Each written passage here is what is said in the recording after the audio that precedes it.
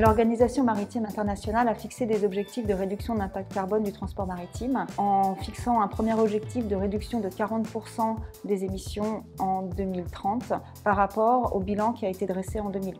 Pour réduire donc cet impact carbone, on peut introduire des molécules renouvelables dans les fuels et c'est sur ce sujet qu'a travaillé le groupe de travail WG6 qui est en charge de la rédaction de la norme ISO 9217 qui définit les spécifications des combustibles pour la marine. Et la molécule aujourd'hui disponible pour réduire l'impact carbone de nos carburants pour la marine, c'est le biodiesel.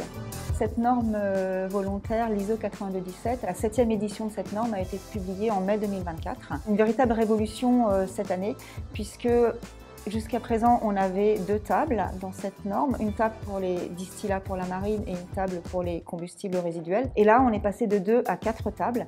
On en a toujours une pour les distillats pour la marine, mais qui introduit la possibilité de mélanger des biodiesels jusqu'à 100%. On a une table pour les fuels basse teneur en soufre, une table pour les biocombustibles, quelle que soit la teneur en soufre, et toujours une table pour les fuels haute teneur en soufre. L'objectif de cette norme ISO 9217 dans sa nouvelle version, c'est d'introduire les nouvelles caractéristiques pour ces combustibles qui intègrent des biodiesels et pour pouvoir offrir au marché du combustible pour la marine ces nouveaux produits qui vont permettre de décarboner le transport maritime. Pour développer cette nouvelle norme, il a fallu s'assurer que le carburant était loyal et marchand. Et donc depuis 2020, on a commencé à faire des tests au laboratoire. Ces mesures nous ont permis de démontrer que l'utilisation de biodiesel n'augmentait pas les émissions, en particulier les émissions de NOx et les émissions de particules. Et aujourd'hui, un des sujets phares, c'est la coquille de noix de cajou. On va pouvoir extraire l'huile résiduelle de cette coquille de noix de cajou pour la transformer en combustible.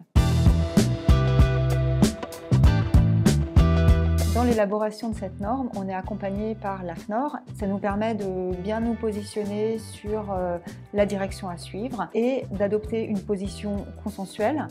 Depuis l'apparition de cette norme, des raffineries ont déjà commencé à vouloir optimiser leurs recettes pour pouvoir inclure une fraction biodiesel dans les combustibles pour la marine. Cette norme volontaire, c'est vraiment la première étape vers la standardisation de nouvelles molécules qui vont pouvoir permettre d'atteindre ces objectifs de décarbonation.